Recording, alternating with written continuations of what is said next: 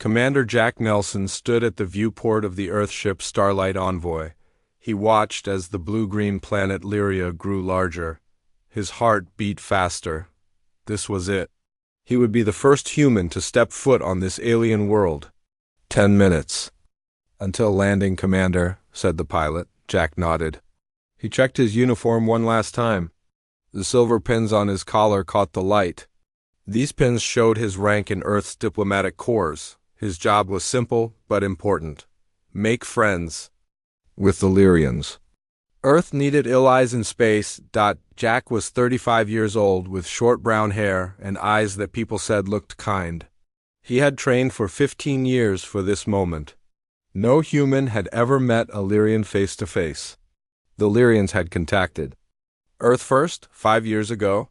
They were more advanced than humans. They had traveled between stars for thousands of years. Commander, the Lyrians are sending a welcome message, said Communications Officer Betty Wells. On the screen appeared a face that looked almost human. The woman had pale blue skin that seemed to glow from within. Her eyes were large and silver, with no pupils.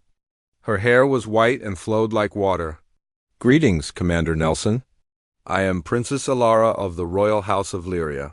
I will be your guide during your stay on our world. We await your arrival with great interest. Jack bowed slightly. Thank you, Your Highness. Earth is honored by your welcome. The princess's skin glowed brighter for a moment. The honor is ours. Please prepare for landing instructions. As the screen went dark, Officer Wells whispered, Did you see that? A princess is meeting us. They're sending royalty. Jack nodded. This was unexpected. He had thought a minor official would meet them. This showed how important this meeting was to the Lyrians. The ship landed softly on a crystal platform. Through the windows, Jack could see hundreds of Lyrians waiting. Their skin glowed in different colors, making the crowd look like a sea of living lights. Remember, Jack told his team of 5 diplomats, we represent all of Earth today. Be respectful. Follow my lead. The door opened. Jack took a deep breath and stepped out onto Lyria. The air was sweet and clean. Jack removed his helmet after his sensors showed the air was safe to breathe. A murmur went through the crowd of Lyrians. Princess Alara stepped forward. In person, she was taller than Jack had expected, maybe 6.5 feet tall. Her glowing skin shifted slightly in color as she moved, from pale blue to a soft purple. Commander Nelson, welcome to Lyria, she said, her voice musical. Jack bowed. Thank you, Princess Alara. Earth sends its greetings and hopes for friendship. The princess studied his face with open curiosity. You are the first human I have seen without a screen between us. Your eyes, they are different in person. Jack wasn't sure how to respond. Is that good or bad, Your Highness? Just different. They show ... feeling it is interesting. She turned to the crowd. People of Lyria, I present Commander Jack Nelson of Earth. The crowd made a sound like wind through leaves. Jack realized they were applauding in their own way. Princess Alara led Jack and his team through the Crystal City. Buildings taller than any on Earth reached into the sky. They seemed to be made of living crystal that changed colors. Our city responds to our thoughts, Princess Alara explained. We are connected to it through our minds. That's amazing. Jack said, on Earth we have to build things with machines. Yes, we have studied your methods. Your people accomplish much without psychic abilities. It is why we wanted to meet you. They entered a massive building that Princess Alara called the Welcome Hall. Inside, a tall Lyrian man sat on a crystal throne. His skin glowed bright white, and he wore a simple crown made of what looked like living metal. My father, Emperor Zoran, Princess Alara said with a bow. Jack bowed deeply. Your Imperial Majesty, Earth is honored by this meeting. Emperor Zoran studied Jack with silver eyes that seemed to look through him. Commander Nelson, your journey across the stars shows courage. Your people are young, but bold. Thank you. Your Majesty, we have much to learn from Lyria. And perhaps we have things to learn from Earth as well. The Emperor nodded to Jack. Please present your gift. Jack stepped forward. In his hands was a small crystal cube made by Earth's best scientists. Your Majesty, Earth presents this data crystal. It contains our art, music, literature, and history. The story of humanity for Lyria to know us better. He placed the cube on a pedestal. Princess Alara touched it and the cube glowed. Images from Earth appeared in the air, the ocean, mountains, cities, people dancing. Paintings from great artists and music played. Some Lyrians in fancy clothes near the Emperor made faces that looked like they were not impressed. But Princess Alara's eyes widened. This music ... she said softly. It contains so much ... feeling, Jack nodded. Music is how we express our emotions. Emotions, Emperor Zoran said the word carefully. Yes, your people are known for their strong emotions. Lyrians once had such powerful feelings, but over thousands of years, we focused more on developing our minds. Princess Ilara was still watching the images from Earth. A tear, glowing like liquid crystal, fell down her cheek. Daughter, you are showing emotion, Emperor Zoran said. Sounding surprised, Princess Ilara quickly wiped away the tear. Forgive me, father, their art is moving in a way I did not expect.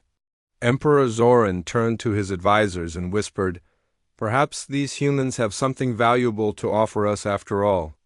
The formal meeting continued with speeches and ceremonies. But Jack noticed that Princess Ilara kept looking at him when she thought he wouldn't notice. Her skin would glow brighter when their eyes met. Later at the welcome feast, Princess Ilara sat next to Jack. The food was strange but delicious, glowing softly like everything else on Lyria. Commander Nelson, she said quietly, would you tell me more about Earth? About your life there? Of course, Your Highness. And please call me Jack. Jack, she repeated, her skin pulsing with a new color he hadn't seen before. And you may call me Alara when others cannot hear. I will be your guide during your stay. I want to learn everything about humans. Jack smiled. I'd like that, Alara. I want to learn everything about Lyria, too. What Jack didn't say was how important this mission was. Earth needed Lyrian technology. Earth's resources were running out. Climate problems threatened their future. His orders were clear. Make this alliance work, no matter what. As the twin moons of Lyria rose outside the crystal windows, Jack knew this was just the beginning. Something important was happening here. Something more than just diplomacy. When Princess Alara's hand accidentally touched his while reaching for her drink, her whole body glowed brightly for a moment, and she quickly pulled away. I'm sorry, she whispered. That was ... inappropriate. No problem, Jack said, though he had felt something too, a strange connection, like a gentle electric shock. Princess Alara looked at him with those silver eyes, and for a moment, Jack thought he saw longing there. If only ...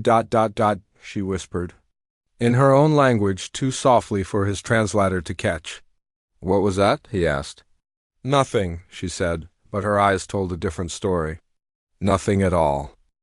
2 weeks passed on Lyria. Jack attended many meetings with Lyrian officials.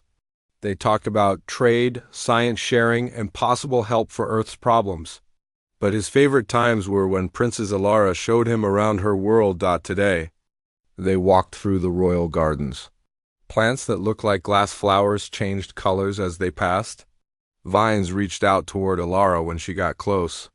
The plants respond to your thoughts? Jack asked. Yes, Alara said. Her blue skin glowed softly in the pink light of Lyria's morning sun. All living things on Lyria share a connection. We can feel each other's presence. Jack touched a flower. Gently, it didn't move for him. It must be amazing to have that ability. It is our way, Alara said. But it means we sometimes miss other ways of connecting. She looked at him with her silver eyes. Your people created so much without psychic powers, your music, your art, your cities... How do you do it? Jack smiled. We make up for it with determination. When humans want something badly enough, we find a way. Ilara's skin changed to a warmer purple color. This happened more often when they were alone. Jack had learned it meant she was relaxed, maybe even happy. Is Earth really in trouble? She asked suddenly. Our scientists studied your planet. They say your resources are running low and your climate is changing too fast. Jack looked down. He wasn't supposed to show how desperate Earth's situation was. That would make Earth look weak in the negotiations. But he didn't want to lie to Alara. Yes, he said finally. We've made mistakes, used too many resources too quickly. Some parts of Earth are becoming hard to live in. That's why this alliance matters so much to us, Alara nodded. I thought so. The High Council knows this too. Some want to use it against you in the treaty talks. What do you mean? Some council members think Earth should become a vassal state. Under Lyrian control in exchange for our help. Jack felt cold. This was exactly what he had been warned about. And what do you think, Princess? I think true allies help each other as equals, she said firmly. And I think humans have much to teach Lyrians, just as we have technology to share with you. They walked in silence for a while. Jack wanted to thank her, but wasn't sure how without seeming too personal. Later that evening, Jack couldn't sleep. The Lyrian guest rooms were beautiful, with walls that changed colors based on his mood. Right now they were dark blue, reflecting his worry about the treaty talks. A soft knock came at his door. Jack opened it to find Princess Alara standing there, wearing a simple silver robe instead of her usual formal clothes. Princess, is everything okay? Jack asked, surprised. Please call me Alara when we're alone, she said, looking down the hall. Nervously, may I come in? I shouldn't be here, but I wanted to show you something. Jack let her in, trying to remember if this broke any Lyrian rules. Probably many. What is it? He asked. Alara pulled out a small device from her pocket. It projected human images in the air, people dancing. This is from your data crystal, she said, her eyes fixed on the dancing couples. What is this activity? Our translators call it dancing, but we have nothing like it on Lyria, Jack smiled. Yes, it's dancing, moving to music, usually with a partner. It's for fun, for expression, sometimes to show affection. Will you teach me? Alara asked suddenly, her skin glowing brighter with excitement. Teach you to dance? Is that allowed? No, she admitted. Lyrians don't touch each other except in formal greetings or between bonded pairs. But I've been studying humans every night. Your ways fascinate me. Jack knew he should say no. This could cause problems for the diplomatic mission. But the look of hope on Alara's face was hard to resist. Okay, a simple dance, he said. A waltz is easiest to learn. Jack showed Alara where to place her hands, one in his hand, one on his shoulder. He put his other hand lightly on her waist.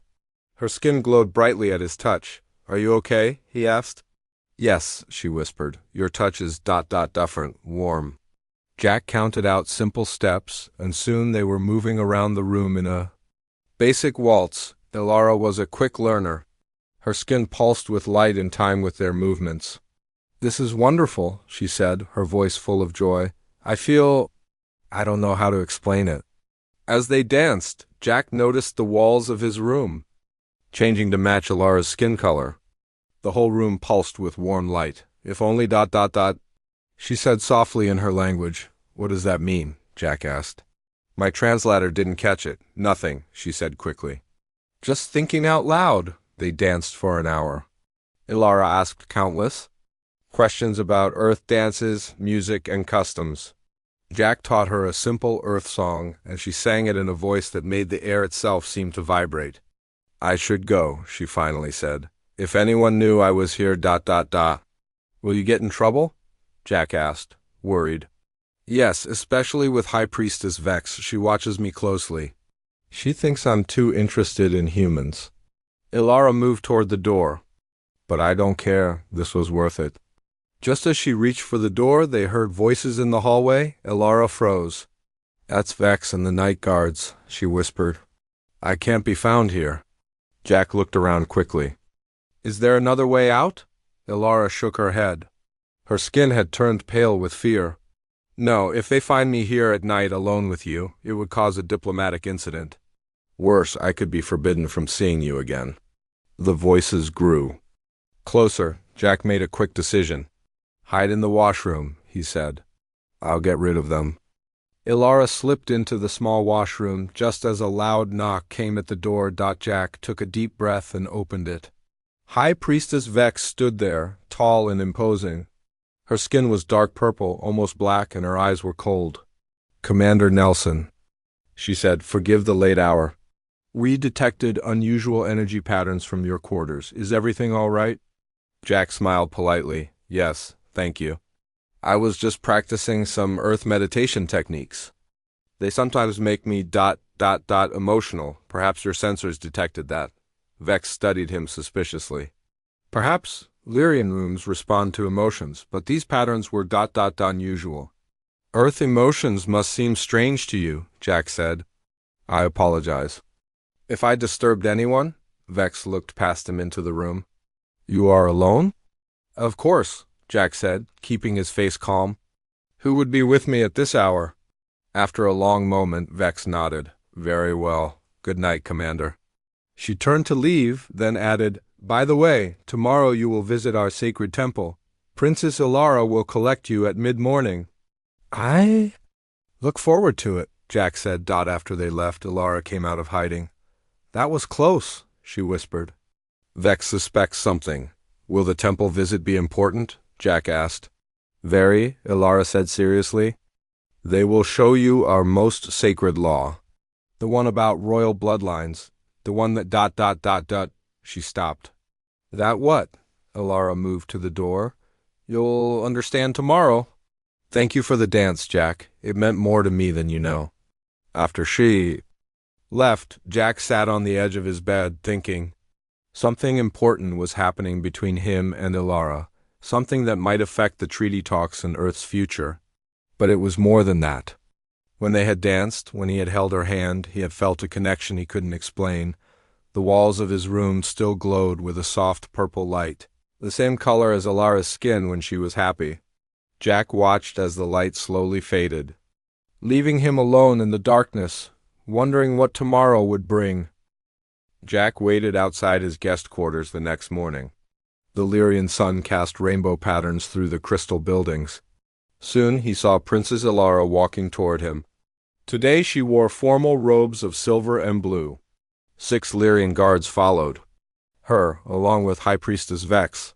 "Good morning, Commander Nelson," Ilara said formally. Her skin glowed its official pale blue color, not the warm purple he had seen when they danced. "Good morning, Princess," Jack replied, bowing slightly. He noticed Vex watching them closely. "Today you will see our most sacred place," Ilara explained as they walked. "The Temple of Ancestors holds our oldest laws and traditions." The temple was a massive crystal dome that seemed to float above the ground. Inside, the air felt heavy and old. Jack could hear soft singing from unseen Lyrians. The walls showed moving images of Lyrian history, their first starships, meetings with other alien races, great battles, and peace treaties. "Our people have traveled the stars for over 5,000 years, Ilara explained. "We have met 17 different intelligent species. Humans are the 18th, and in many ways the most interesting." "Why is that?" Jack asked High Priestess Vex.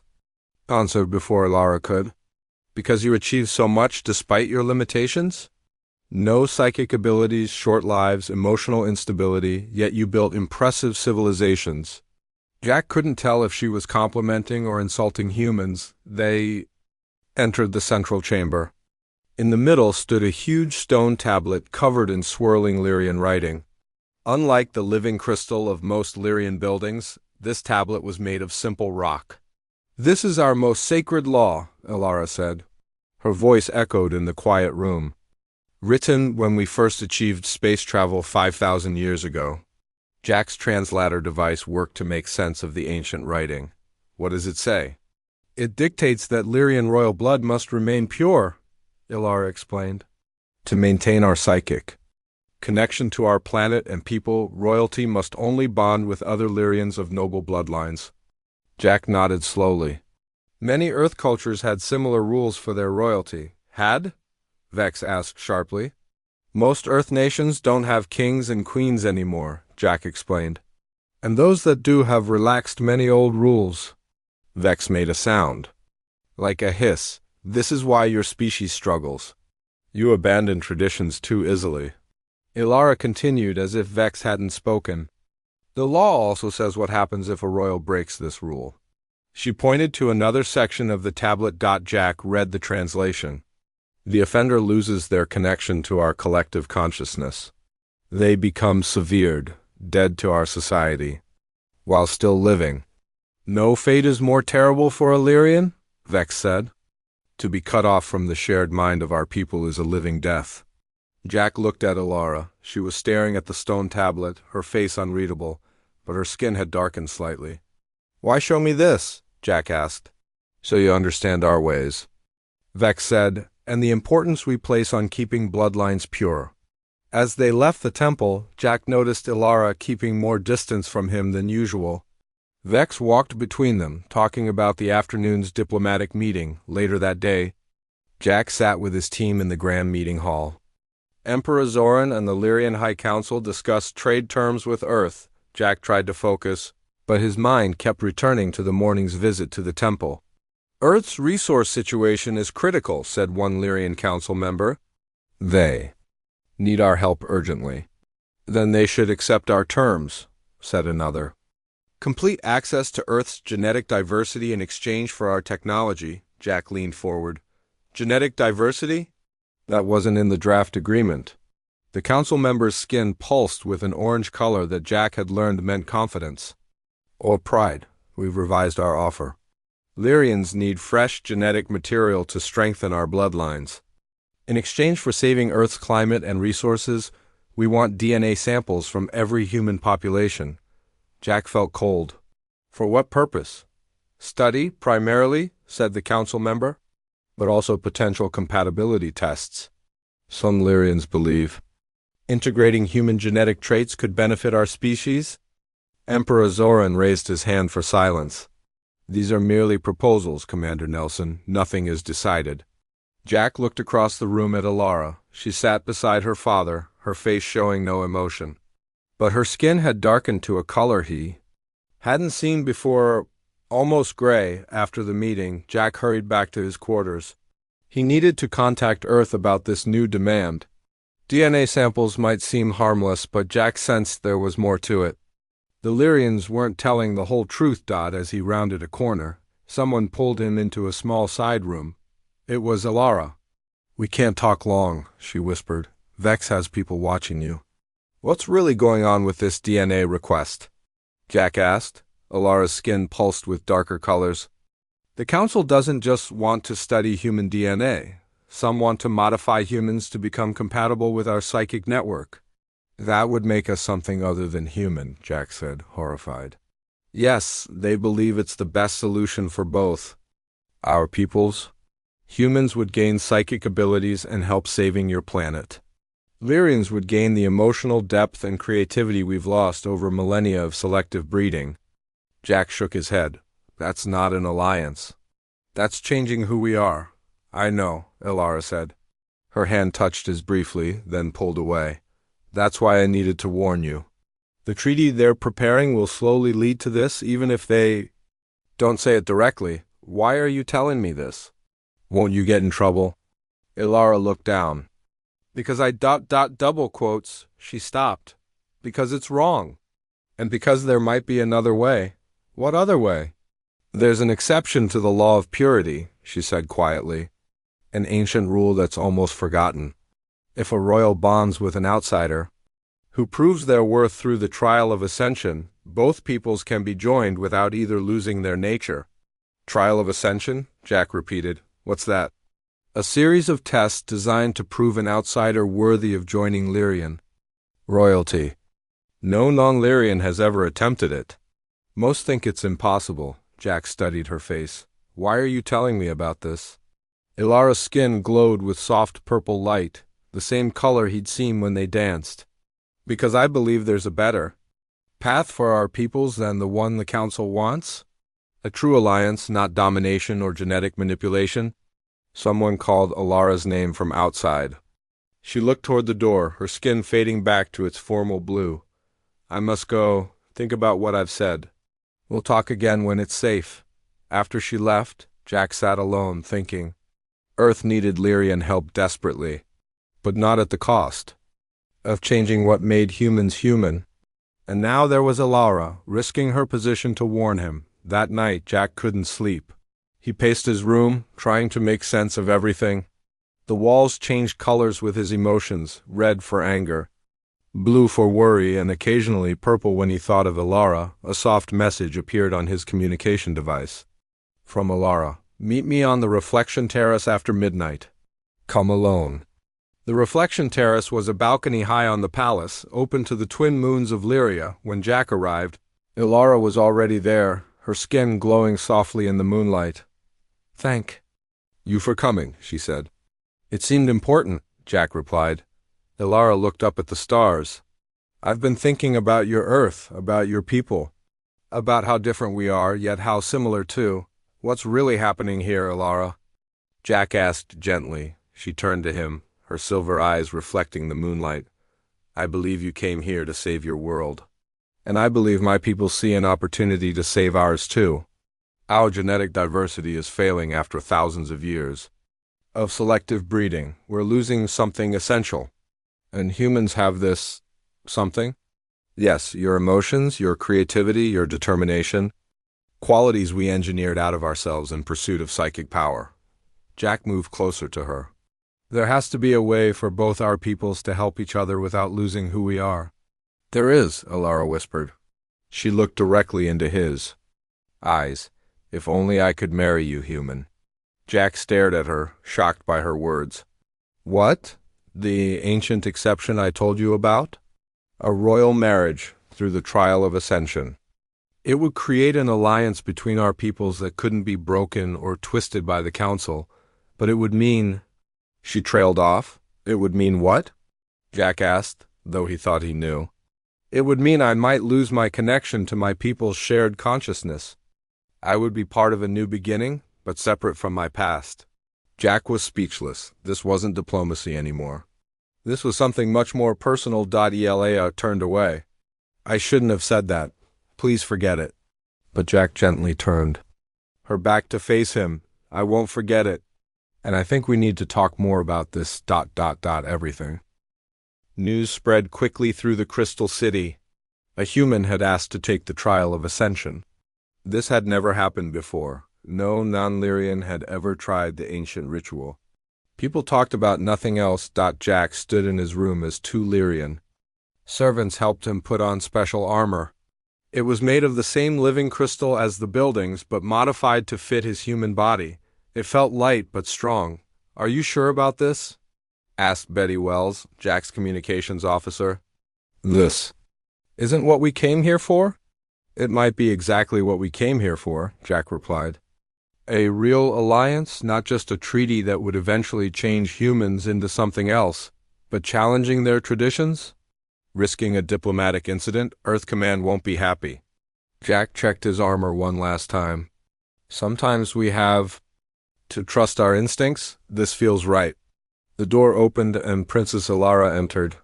Today she wore ceremonial armor similar to Jack's, but more elegant.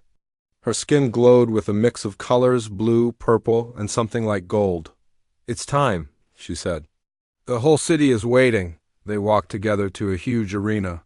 Thousands of Lyrians sat in crystal seats that rose high around a central open space. Emperor Zoran sat on a floating throne above one end. High Priestess Vex stood beside him, her face stern. Jack walked to the center of the arena. His footsteps echoed in the sudden silence. "Jack Nelson of Earth," Emperor Zoran's voice boomed. "You have invoked the ancient rite of ascension, challenging our traditions. Do you understand what you are attempting?" Jack bowed. "I do, Your Majesty." "The trial has 3 parts," the Emperor continued. "Mind, soul, and body. No human has ever attempted this ritual. Are you certain you wish to proceed?" Jack looked at Alara, standing tall and proud beside her father. "I am certain."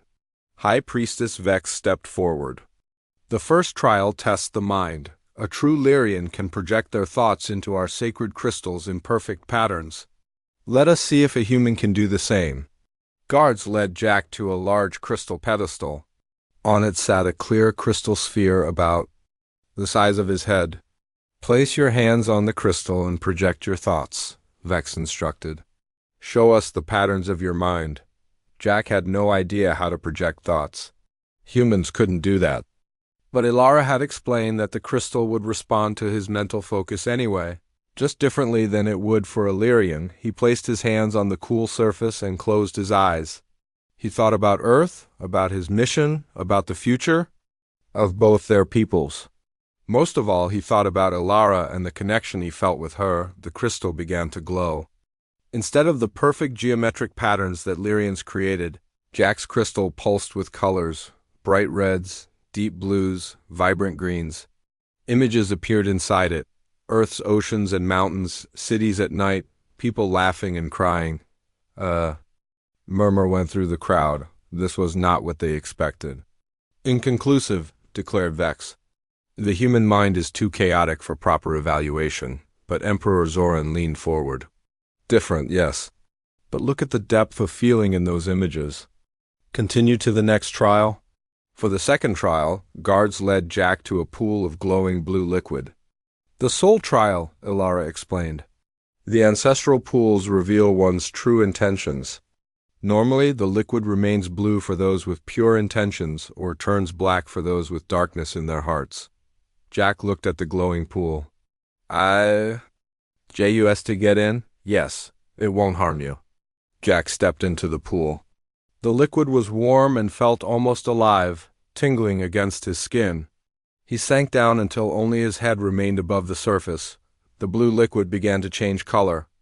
But instead of staying blue or turning black, it shifted to a vibrant purple color that no one had seen before in an ascension trial. What does that mean? Someone in the crowd asked. An older Lyrian scientist stepped forward. Fascinating. The pools respond to his emotional depth in a way I've never seen. It's different from our responses, but not inferior. Jack stepped out of the pool. The purple liquid dripped from his armor, still glowing. 2 trials completed, Emperor Zoran announced. 1 remains. The final trial was the most dangerous. A deep chasm opened in the arena floor. On the other side stood a small crystal pedestal. The body trial, Vex explained, her voice cold. A true Lyrian crosses the chasm by creating a crystal bridge with their mind.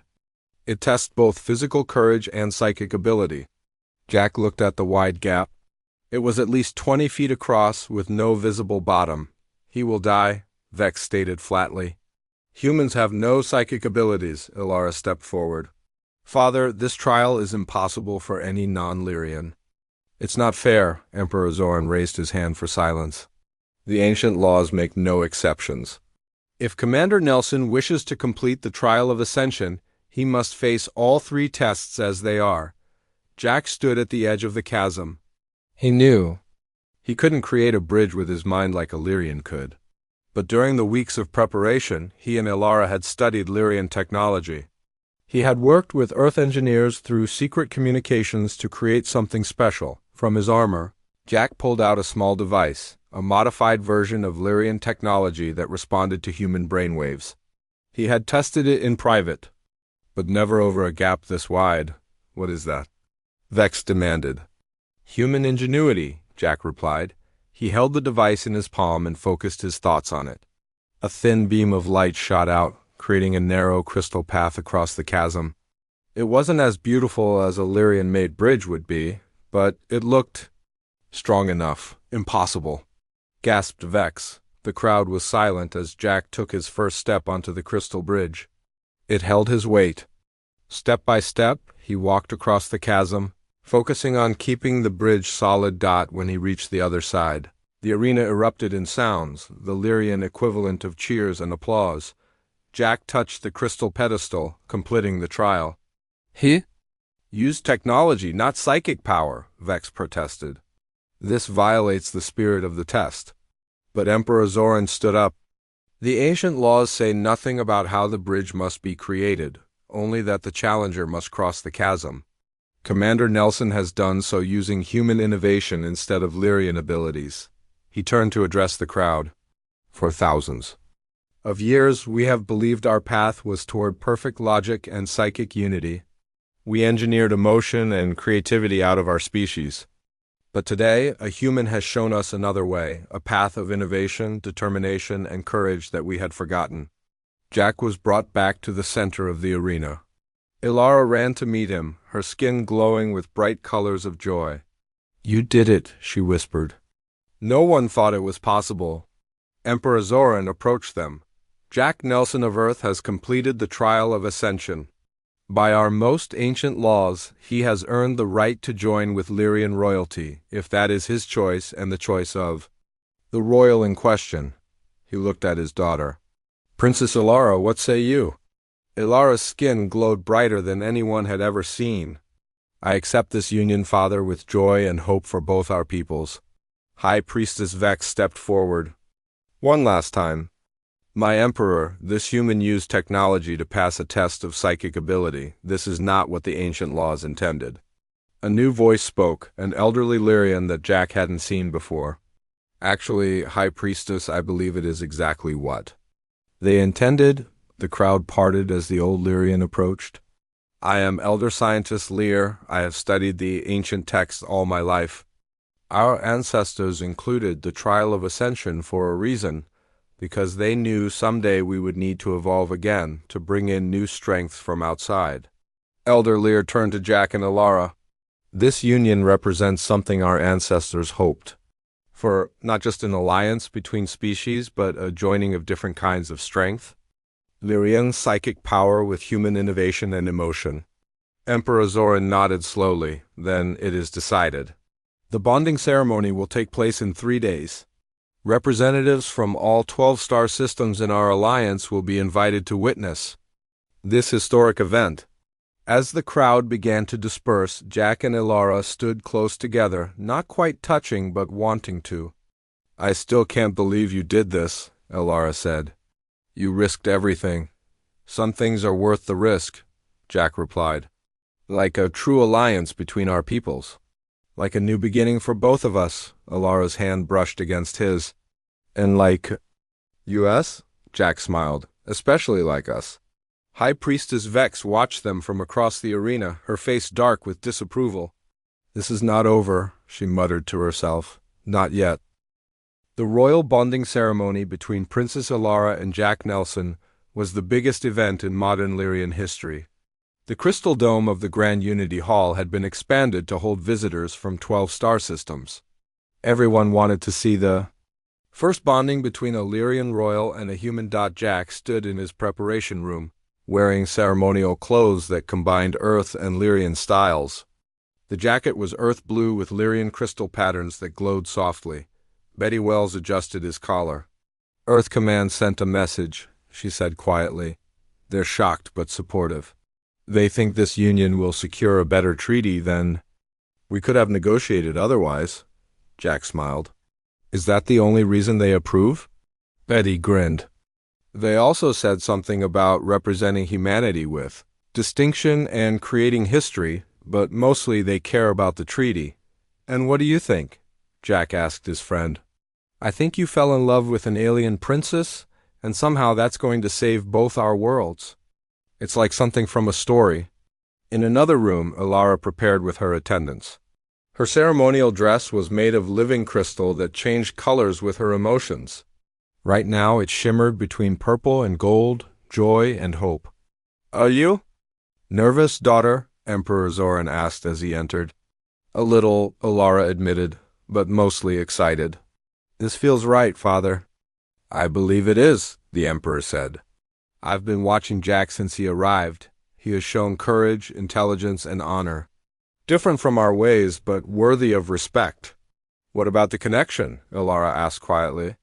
"Will I truly be severed from our collective consciousness?" The Emperor touched her hand gently. "Elder Lear has studied the ancient texts. He believes you won't be completely severed, but your connection will change. You'll be a bridge between our peoples, feeling both but fully part of neither." Ilara nodded. "I'm ready for that."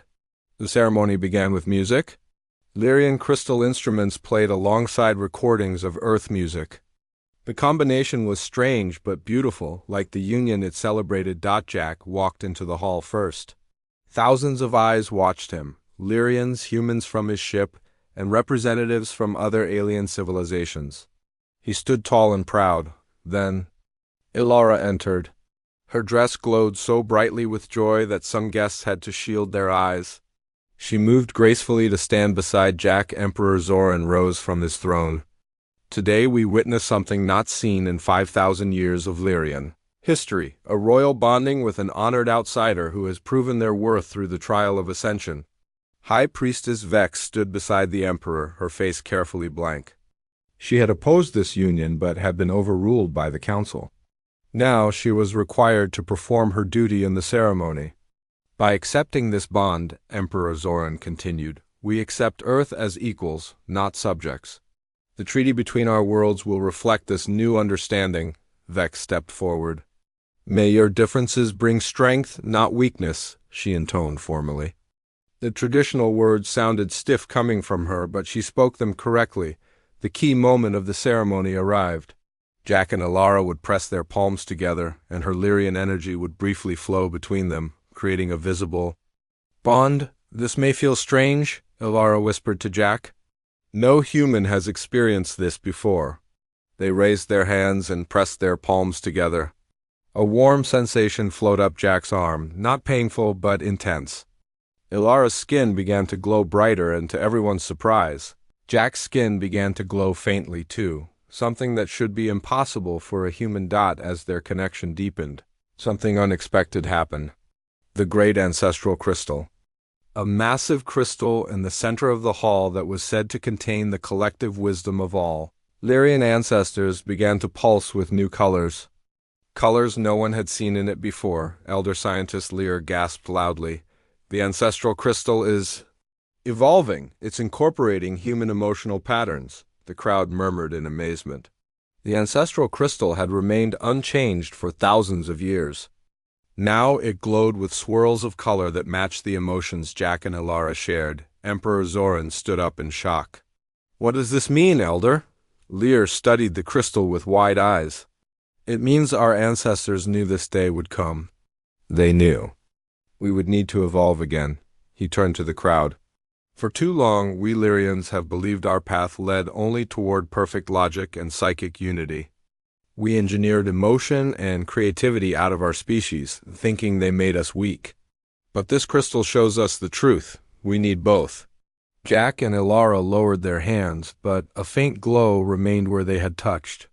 They were bonded now, in a way no human and Lyrian had ever been before. I feel different, Ilara whispered.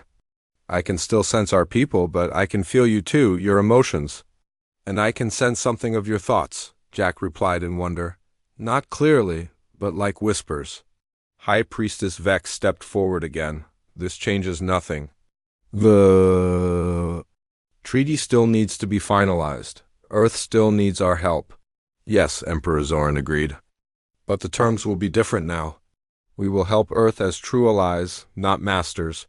And perhaps Earth can help us rediscover parts of ourselves we have lost. 1 year later, Jack and Ilara stood on the balcony of their home on Harmony Moon, the first joint human-Lyrian settlement. Below them, curved buildings of Earth design stood alongside Lyrian crystal structures. Human scientists worked with Lyrian engineers to develop new technologies that combined the best of both worlds. In the distance, they could see Earth rising over the Lyrian horizon, a beautiful blue-green planet slowly healing thanks to Lyrian environmental technology. Do you regret it? Jack asked, watching his wife's face. The connection you sacrificed to your peoples. Collective consciousness? Ilara's skin glowed with warm patterns of contentment as she took his hand. How can I miss a connection to many when I've discovered something deeper, a connection to one? She placed her other hand on her stomach, where a small bump was just beginning to show. The first natural-born human Lyrian child grew within her, something their scientists had said was impossible until it happened. Our child will be a true bridge between worlds, Ilara said. Not half human and half Lyrian, but something new and wonderful. Jack smiled. On Earth we have an old saying, sometimes the universe knows what we need better than we do. Perhaps that's something humans and Lyrians can agree on, Ilara replied, her luminescence pulsing in harmony with her heart. New beginnings are always worth the risk. Below them, in the settlement's central park, human children played alongside young Lyrians. Sometimes, when the Lyrian children laughed, something their parents rarely did, their skin would flicker with luminescent patterns. And sometimes, when the human children concentrated very hard on their games, small objects would move slightly without being touched. Two civilizations, learning from each other, growing together, just as Jack and Ilara had hoped. If only I could marry you, human, Ilara had whispered that night on the reflection terrace that now she had.